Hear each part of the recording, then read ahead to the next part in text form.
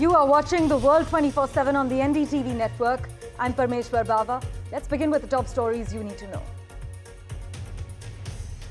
Donald Trump warned that all hell will break out in the Middle East if Hamas did not release the hostages it is holding in Gaza by the time he's inaugurated on the 20th of this month.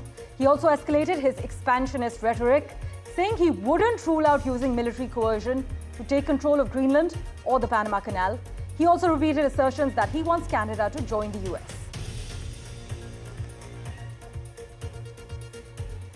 Canada's Prime Minister Justin Trudeau dismissed Donald Trump's willingness to use economic force to absorb Canada into the United States by reiterating what his Canadian government has said for some time: merging countries is not in the realm of possibility.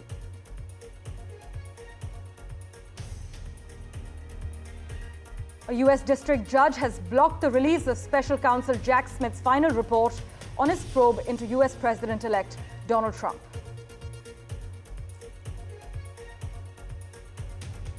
India's economy is estimated to slow to a 4-year low in 2024-25 due to moderation in manufacturing and sluggish investment, while robust growth in the farm sector is expected to provide some support and help boost rural consumption. Los Angeles has declared a state of emergency as a wildfire explodes from 20 acres to more than 1,200 acres just in a matter of few hours.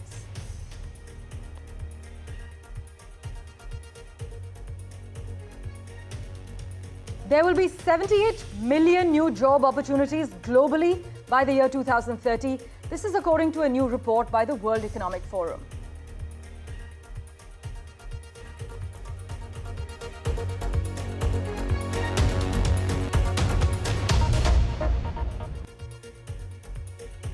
Well, our big focus, US President-elect Donald Trump escalated his expansionist rhetoric, saying he wouldn't rule out using military coercion to take control of Greenland or the Panama Canal. Trump has issued threats against several US partners. He floated using economic force to annex Canada, though officials in those nations have staunchly pushed back. He also proposed renaming the Gulf of Mexico as the Gulf of America. Trump's pledges of territorial expansion are improbable, but affirmed that he plans to take foreign policy to new precedent-shattering levels, as per Bloomberg report. But the swift, serious rebuffs from world leaders, analysts say, show how much Trump is already controlling the geopolitical narrative. Just listen in to a string of threats and comments Trump made a few hours ago. We're going to be changing the name of the Gulf of Mexico to the Gulf of America, which has a beautiful ring that covers a lot of territory. The Gulf of America, what a beautiful name. And it's appropriate. It's appropriate. And Mexico has to stop allowing millions of people to pour into our country. They can stop them. And we're going to put very serious tariffs on Mexico and Canada, because Canada, they come through Canada too, and the drugs that are coming through are at record numbers, record numbers. So we're going to make up for that by putting tariffs on Mexico and Canada, substantial tariffs. People that did some bad things were not prosecuted. You know, I see it all the time, and you see it too. People that were doing some bad things weren't prosecuted, and people that didn't even walk into the building are in jail right now. So we'll be looking at the whole thing, but I'll be making major pardons yet.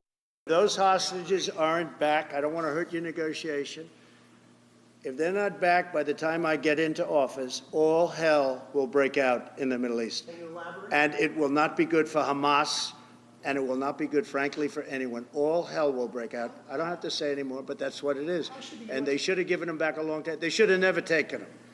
They should have never been the attack of October 7th. People forget that. And for further clarity, my colleague Natasha Estrani joins us with an update from New York at the moment. As always, Natasha, thanks so much for making time for us. Donald Trump has just held this wide-ranging press conference at Mar-a-Lago.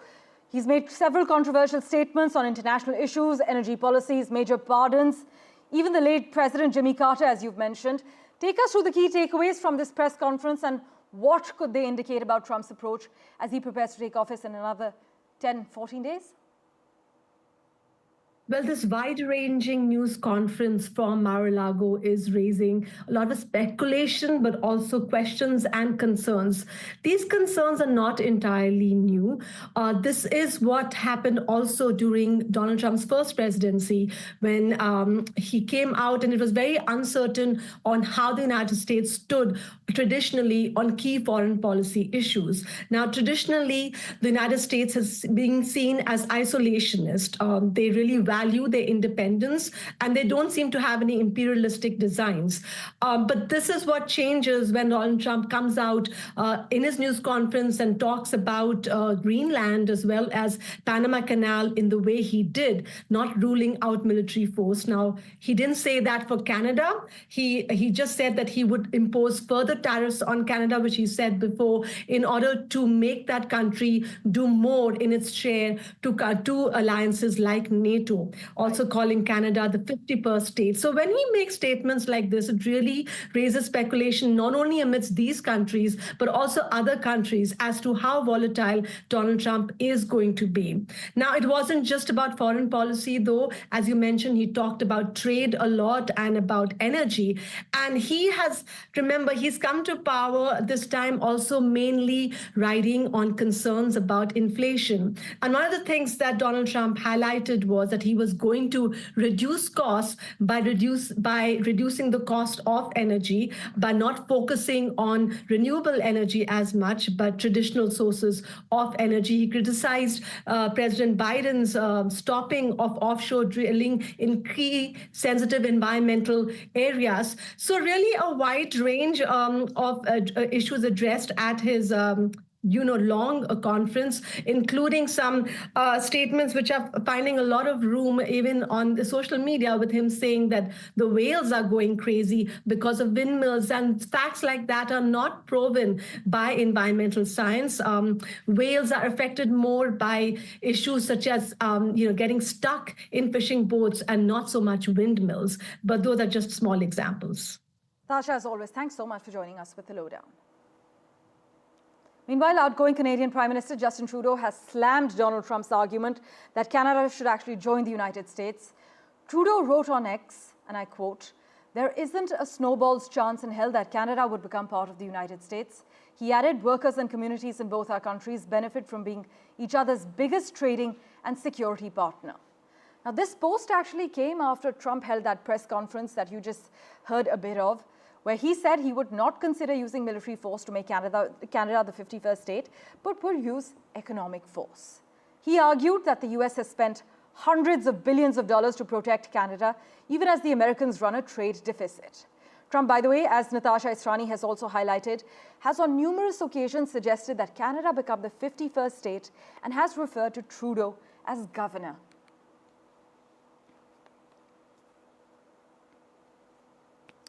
But the big question, what's next for Canada?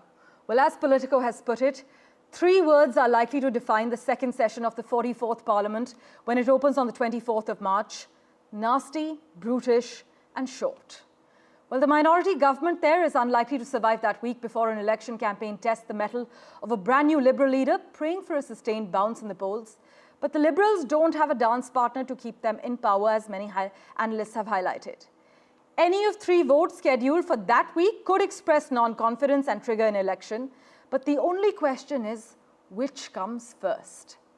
But Canadian politician Anita Anand, who's currently the Minister of Transport in Justin Trudeau's government, is being considered as a candidate to replace him as Prime Minister. Here's a sneak peek into Anita Anand and what she may bring to the table. With the clock ticking towards the March 24th deadline to pick a new Canadian Prime Minister, the battle for Trudeau's successor is now in full swing. Parliament is on hold, awaiting the Liberal Party's decision on who will lead the nation next. One of the leading names in the race to succeed Trudeau is Indian origin Transport Minister Anita Anand, who has quickly emerged as a strong contender for the top post. Born in Nova Scotia to Indian origin parents who are both doctors, Anand has held esteemed teaching roles at renowned institutions such as Yale Law School, Queen's University, and Western University. Throughout her political career, Anand has played a key role in guiding Canada through significant challenges. Anand's political career took off in 2019 when she was elected MP for Oakville, playing a crucial role in Canada's response to the COVID-19 pandemic. In 2021, she was named Minister of National Defence, where she led key reforms to address sexual misconduct within the Canadian Armed Forces. Now, as Minister of Transport, Anand is at the helm of a vital portfolio, overseeing the modernization and development of Canada's transportation infrastructure. Anand's political values focus on inclusivity, accountability, and social justice. Anand has also been an advocate for gender equality, diversity, and LGBTQ+ rights, making her a progressive voice within the Liberal Party. As a woman of Indian descent, she represents the diversity at the heart of Canada's political landscape. With Trudeau's departure, the race for the Liberal leadership is heating up, and Anita Anand finds herself right at the front of the pack. Samia Afsar, NDTV World. In other crucial news, India's economy is estimated to slow to a 4-year low in 2024-25 due to moderation in manufacturing and sluggish investment, while robust growth in the farm sector is expected to provide some support and help boost rural consumption. India's government has lowered its economic growth projection for the fiscal year to the weakest since the pandemic, with economists saying even that forecast may be too optimistic. But India's economy is set for the weakest growth since the pandemic, and one must note that some economists are arguing that this growth projection might be a little ambitious. Pallavi Nahata has the details for us.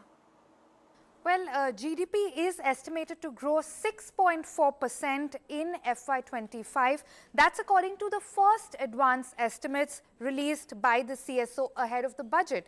Now, this is compared to a provisional estimate of 8.2% for the previous fiscal year.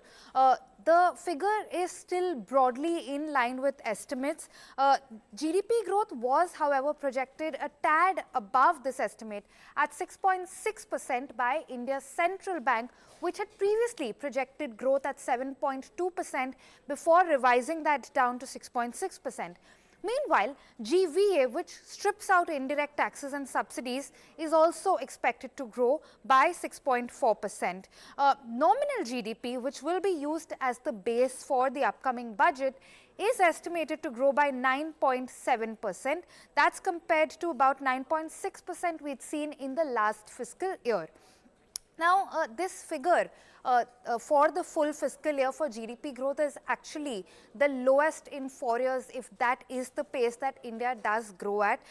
However, the figure is not entirely a surprise. We did see GDP grow by just 5.4% in Q2, and that was the lowest in 7 quarters, primarily led by slower manufacturing growth. And this had tempered the expectations for the full year. Despite the fact that there is some bounce back expected in the second half of the year. Now, in terms of industry-wise trends, agriculture is expected to see better growth in FY25, while manufacturing is expected to be a drag compared to last year. In expenditure-wise terms, private consumption as well as government consumption are both expected to see a pickup from the previous fiscal year. Now, what do these figures mean for fiscal deficit? Well, despite the fact that nominal GDP growth is expected to be a tad lower than what the government had expected in the budget, the fact that we're also seeing lower spending by the government, especially on capex, does mean that fiscal deficit might still come in a tad lower than the government's target. Right, in other news, Defence Minister Rajnath Singh will hold talks with his Maldivian counterpart Mohammad Ghassan Mehmoon today and review various elements of bilateral and defence cooperation, which includes training, exercises, defence projects, workshops and seminars to enhance the capability of the Maldives National Defence Force. We are told that the talks will also focus on the supply of defence equipment. This is as per an official statement. And Mr. Mehmoon is actually visiting India and will be here till the 10th of January. His visit comes days after India pledged its continued support for the Maldives during talks between Dr. Jaishankar and his Maldivian counterpart, Abdullah Khalil, signalling a growing thaw in bilateral relations that did hit a rough patch last year. And let's get you a crucial update as far as the HMPV outbreak is concerned. Well, the government of India has directed states as well as union territories to monitor the respiratory illness, even as it played down the threat posed by HMPV. In fact, in a meeting called to review the present situation of respiratory illnesses in the country and the status regarding the HMPV cases following the media reports of the surge of cases in China, you must also note that China's winter illness season is less severe compared to the year before, according to data from its health authority. But the proliferation of a long-standing, though little-known pathogen called HMPV has been raising alarm both at home and in other countries. In fact, cases of HMPV are on a steady rise, and the pathogen has been identified as the main cause of respiratory illness and hospitalizations this winter, as per the Chinese Center for Disease Control. While not a new virus, as this is something that the Health Ministry in India has also emphasized, HMPV appears to also be vexing governments across the region, not just in India, but also in Malaysia and Hong Kong, which have been reporting cases in recent days. Well, switching tracks, increased digital access, geopolitical tensions, and climate mitigation efforts are the primary trends expected to shape the future of jobs in India by the year 2030. This is what the World Economic Forum has said in its latest report. Similar to their global peers, companies operating in the country are heavily investing in artificial intelligence, robotics and autonomous systems, and energy technologies.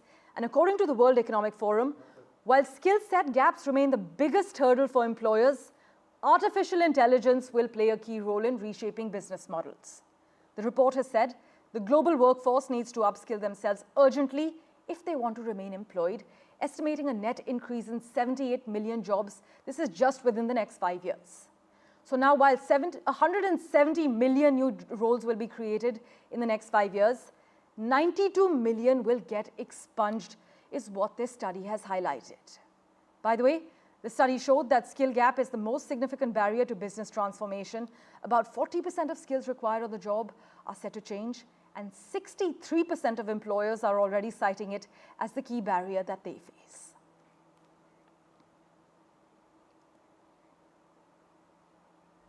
News and updates continue in a moment right here on NDTV. Don't go anywhere.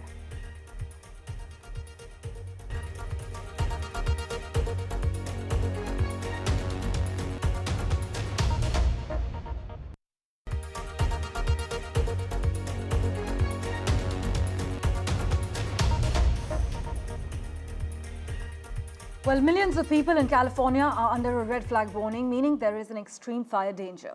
Los Angeles has declared a state of emergency as a wildfire explodes from about 20 acres to more than 1,200 acres in mere hours.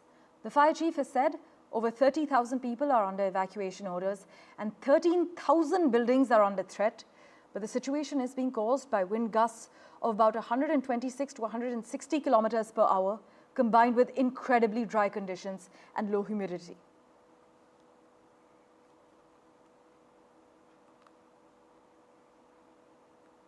Meanwhile, Meta CEO Mark Zuckerberg has announced a series of major changes to the company's moderation policies and practices, citing a shift politically and in the social landscape and a desire to embrace free speech.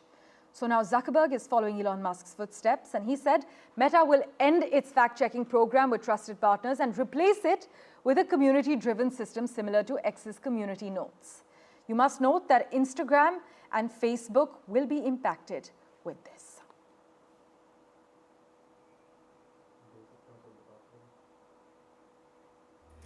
As always, thank you so much for investing your time and watching this edition of The World 24/7. We'll keep tracking the latest updates for you. Do stay tuned.